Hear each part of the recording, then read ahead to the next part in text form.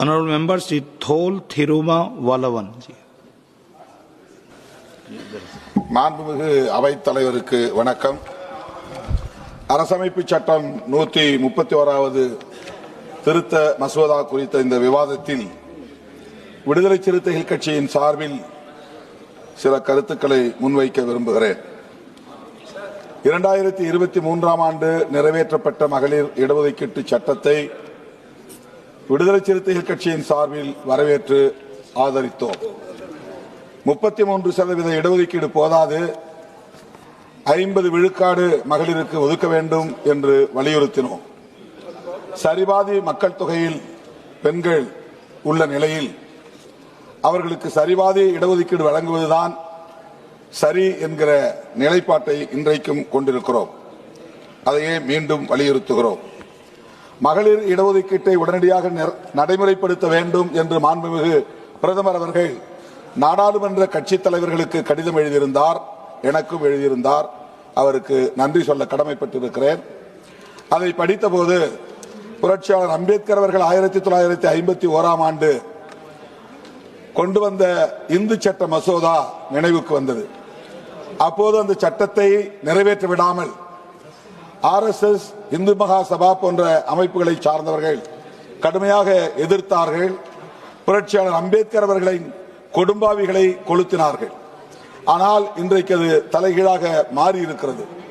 RSS காரர்கள் இன்றைக்கு மகளிருக்கு இடஒதுக்கீடு கொடுக்க முன்வந்திருப்பதை எண்ணி பெருமைப்படுகிறேன், மகிழ்ச்சி அடைகிறேன். புரட்சியாளர் அம்பேத்கருடைய கனவு நனவாகிறது என்பதில் பெருமைப்படுகிறேன். மகளிர் இடஒதுக்கீட்டை உடனே நடைமுறைப்படுத்த வேண்டும் என்பதில் யாருக்கும் மாற்று கருத்து இல்லை. ஆனால் தற்போது இருக்கிற இந்த எண்ணிக்கையிலேயே மகளிருக்கு இடஒதுக்கீட்டை கொடுக்க முடியும். அதற்கு டீலிமிட்டேஷன், நாடாளுமன்ற தொகுதிகளுக்கான மறுவரையறை செய்யப்பட்ட பிறகுதான் இதை செய்ய வேண்டும் என்று இல்லை. ஆனால் உடனடியாக இதை நடைமுறைப்படுத்த விரும்புகிற அரசு இந்த மறுசீரமைப்பு மசோதாவையும் கொண்டு வந்திருப்பதில் ஒரு உள்நோக்கம் இருப்பது தெரிய வருகிறது. மகளிருக்கு இடஒதுக்கீட்டை உடனடியாக நடைமுறைப்படுத்த வேண்டும் என்பது முதன்மையான நோக்கம் இல்லை. நாடாளுமன்ற தொகுதிகளுக்கான மறுவரையறையை உடனே நடைமுறைப்படுத்த வேண்டும் என்பதுதான் இந்த அரசின் முதன்மையான நோக்கம் என்று தெரிய வருகிறது. ஏன் தன்னுடைய நிலைப்பாட்டை இந்த அரசு மாற்றி இருக்கிறது என்ற கேள்வி எழுகிறது.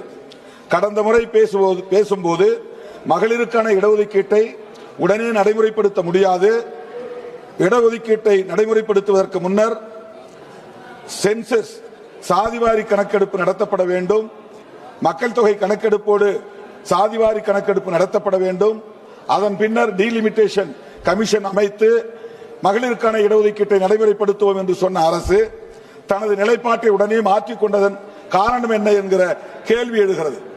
சாதிவாரி கணக்கெடுப்பு நடத்த இந்த அரசுக்கு விருப்பம் இல்லை.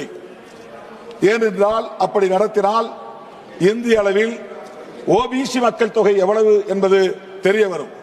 அதன் மூலம் இதுவரையில் மக்கள் தொகை அடிப்படையிலான பிரதிநிதித்துவத்தை பெற முடியாமல் போனதை அறிந்து OBC சமூகத்தை சார்ந்த மக்கள் தங்களுக்கான ஜனநாயக உரிமை போராட்டங்களை முன்னெடுக்க கூடும். இதற்கு இந்த அரசு அஞ்சுகிறது என்ற ஒரு நிலை உணர முடிகிறது. அது மட்டுமில்லாமல் சாதிவாரி கணக்கெடுப்பு நடத்த பெற்றால் அதன் அடிப்படையில் OBC சமூகத்தை சார்ந்த பெண்களுக்கும் உள்ஒதுக்கீடு கோரப்படும், வலியுறுத்தப்படும், அதற்கான போராட்டங்கள் வெடிக்கும் என்கிற நிலையை உணர்ந்து அவர்களுக்கு இடஒதுக்கீடு தர கூடாது என்கிற அடிப்படையில், அதாவது OBC சமூகத்தை சார்ந்த மகளிருக்கு இடஒதுக்கீடு கொடுப்பதில் இந்த அரசுக்கு உடன்பாடு இல்லை, அதை தவிர்க்க வேண்டும் என்கிற அடிப்படையில் தான் முன்கூட்டியே மக்கள் தொகை கணக்கெடுப்பு நடத்துவதற்கு முன்கூட்டியே இந்த மகளிர் இடஒதுக்கீட்டு சட்டத்தை நடைமுறைப்படுத்த முனைகிறது என்கிற ஐயம் எழுகிறது. இந்த போக்கை விடுதலை சிறுத்தைகள் கட்சி வன்மையாக கண்டிக்கிறது. மகளிர் இடஒதுக்கீட்டில் அரசமைப்பு சட்டத்தின்படி SC/ST பெண்களுக்கு இடஒதுக்கீடு உண்டு, ஆனால் OBC பெண்களுக்கு இடஒதுக்கீடு இல்லை. அந்த கோரிக்கை நாளுக்கு நாள் வலுப்பெற்று வருகிறது. இங்கே பேசிய பல உறுப்பினர்கள் கூட அந்த உள்ஒதுக்கீடு பற்றி பேசினார்கள். ஆனால் RSS உள்ளிட்ட சங் பரிவார் அமைப்புகளுக்கு சாதிவாரி கணக்கெடுப்பு நடத்த எண்ணம் இல்லை, அதில் அவர்களுக்கு உடன்பாடு இல்லை. அப்படி செய்தால் OBC பெண்களுக்கு இடஒதுக்கீடு கொடுக்க வேண்டும் என்கிற நிலை ஏற்படும். அதை தவிர்க்கவே இந்த நிலைப்பாட்டை இந்த அரசு மேற்கொண்டிருப்பதாக தெரிய வருகிறது. ஆகவே இதிலிருந்து தெரிய வருகிற உண்மை, இவர்கள் உடனடியாக சென்சஸ் எடுக்க விரும்பவில்லை, அதிலும் லாஸ்ட் சென்சஸ் எடுக்க விரும்பவில்லை. ஒரு நிமிடம். அது மட்டுமில்லாமல் இந்த சாதிவாரி கணக்கெடுப்பை நடத்த வேண்டும் என்று சொன்னவர்களை அர்பன் நக்சல்ஸ் என்று பிரதமரே வசைபாடி இருக்கிறார். இந்த நிலையில் OBC மக்களின் உணர்வுகளை அவமதிக்கிற இந்த போக்கை விடுதலை சிறுத்தைகள் கட்சியின் சார்பில் சுட்டிக்காட்டவும் கண்டிக்கவும் கடமைப்பட்டிருக்கிறோம். OBC மக்களுக்கு, குறிப்பாக பெண்களுக்கு இடஒதுக்கீடு வேண்டும் என்பதை வலியுறுத்துகிறோம். மூன்று காரணங்களுக்காக இந்த டீலிமிட்டேஷன் பில் இதை கைவிட வேண்டும் அல்லது JPCக்கு அனுப்ப வேண்டும் என்று கோருகிறேன். தென் மாநிலங்கள் இதனால் வஞ்சிக்கப்படும். ப்ரொபோர்ஷனேட் அடிப்படையில் ஒரே ஒரு நிமிடம் ப்ரொபோர்ஷனேட் விகிதாச்சார அடிப்படையில் இந்த எண்ணிக்கை உயர்த்தலாம், மக்கள் தொகை அடிப்படையில் எண்ணிக்கையை உயர்த்தக்கூடாது. அப்படி உயர்த்தினால் தமிழ்நாடு உட்பட தென் மாநிலங்கள் பாதிக்கப்படும். OBC பெண்களுக்கு இடஒதுக்கீடு வழங்க மறுப்பதனால் இந்த சட்ட மசோதாவை திரும்ப பெற வேண்டும் என வலியுறுத்துகிறேன். அதைவிட முக்கியமாக டீலிமிட்டேஷன் பில் என்பது ஒரு சிம்பிள் மெஜாரிட்டி போதும் என்கிற நிலைக்கு மாற்றி அமைத்திருப்பது ஏற்புடையது அல்ல. கான்ஸ்டிடியூஷனல் அமெண்ட்மென்ட் என்பது மாற்றப்பட்டிருக்கிறது. ஒரே ஒரு செகண்ட் மாற்றப்பட்டிருக்கிறது. எனவே இந்த சட்டத்தை திரும்ப